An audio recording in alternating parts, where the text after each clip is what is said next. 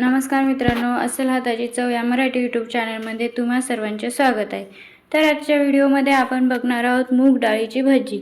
आता पावसाळा चालू आहे म्हणजे चहासोबत काहीतरी लागतंच, तर ही रेसिपी एकदा नक्की ट्राय करा, खूप छान लागतात। चला तर सुरुवात करूया। यासाठी मी 1 वाटी मुगाची डाळ 7-8 तास भिजवत ठेवली होती। बघू शकता डाळ चांगली भिजलेली आहे। मी सालीची डाळ घेतली होती, तुम्ही कोणतीही घेऊ शकता। आता ही डाळ मिक्सरच्या भांड्यामध्ये बारीक करून घ्यायची आहे। यामध्ये 7-8 लसणाच्या पाकळ्या आणि 1 चम्मच जिरे घालायचे आहे। याच्या व्यतिरिक्त काहीही घालायचे नाही। आता ही डाळ चांगली मिक्सरला बारीक करून घ्यायची आहे। या प्रकारे थोडीशी जाडसरच आपल्याला ही वाटून घ्यायची आहे, जास्त अशी पातळसर ही नाही वाटायची। यातले पाणी पूर्णपणे कोरडे करूनच मग वाटायची आहे। तर आता ही आपली डाळ वाटून झाली। यामध्ये तुम्ही चवीनुसार लाल तिखट घाला, थोडीशी हळद व चवीनुसार मीठ घाला। मित्रांनो, ही भजी खायला एकदम कुरकुरीत आणि खमंग लागतात। तुम्ही ही एकदा नक्की ट्राय करा। प्रत्येकाच्याच घरात भजी होत असतात, पण ही भजी एकदा नक्की ट्राय करा। पौष्टिक आणि खमंग दोन्हीही लागतात। आता यामध्ये मी 2 चम्मच तांदळाचे पीठ घातलेले आहे। तांदळाच्या पिठाने भज्याला चांगला कुरकुरीतपणा येतो, म्हणून थोडे 2 चम्मच तांदळाचे पीठ घालायचे आहे। व आता इथे 3 चम्मच मी बेसन घालणार आहे। तुम्हाला बेसन जर जास्त लागत असेल तर तुम्ही जास्त घालू शकता। एक मध्यम साईजचा आकाराचा बारीक चिरलेला कांदा व थोडीशी बारीक चिरलेली कोथिंबीर घालायची आहे। आता हे मिश्रण चांगले हाताने मिक्स करून घ्यायचे आहे।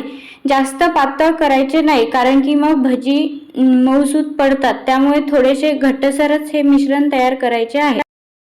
मित्रांनो, तुम्हाला जर माझे व्हिडिओ बघायला आवडत असतील तर प्लीज चॅनलला नक्की सबस्क्राइब करा।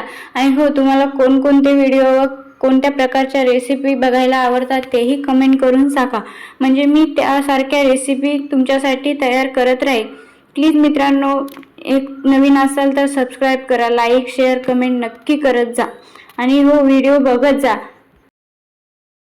आता हे मिश्रण तयार झालेले आहे। कढईमध्ये तेल चांगले तापून घ्यायचे आहे। तेल चांगले तापल्यावरच भजी त्यामध्ये टाकायची आहे, नाहीतर तेल नाही तापले तर भजी मऊसूत पडतात। त्यामुळे तेल चांगले कडकडीत तापवायचे आहे। आता माझे तेल चांगले तापून झालेले आहे। बघू शकता मी या छोट्या आकारात भजी करत आहे। त्या भजीला तुम्ही जो आकार द्यायचा तो देऊ शकता। आलटून पालटून दोन्ही साइडनी ही भजी चांगली खरपूस अशी तळून घ्यायची आहे।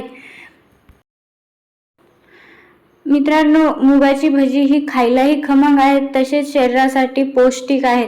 लहानांपासून मोठ्यांपर्यंत सगळ्यांसाठीच ही पौष्टिक आहेत। त्यामुळे तुम्ही ही नक्की ट्राय करा। हॉटेलमध्ये बाहेर गेले की आपल्याला खूप खावंसे वाटते, तर तुम्ही एकदा हे घरी नक्की ट्राय करून बघा। खायला खूप आणि खूप खमंग लागतात। तर ही रेसिपी तुम्ही एकदा नक्की ट्राय करा। तुम्ही ही रेसिपी ट्राय केल्यावर कमेंट करून नक्की सांगा।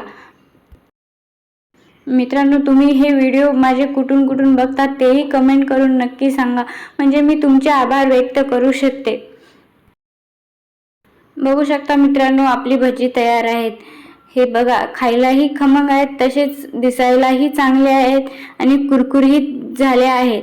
तर तुम्ही ही एकदा रेसिपी नक्की ट्राय करा आणि व्हिडिओ आवडला असेल लाईक शेअर कमेंट नक्की करा।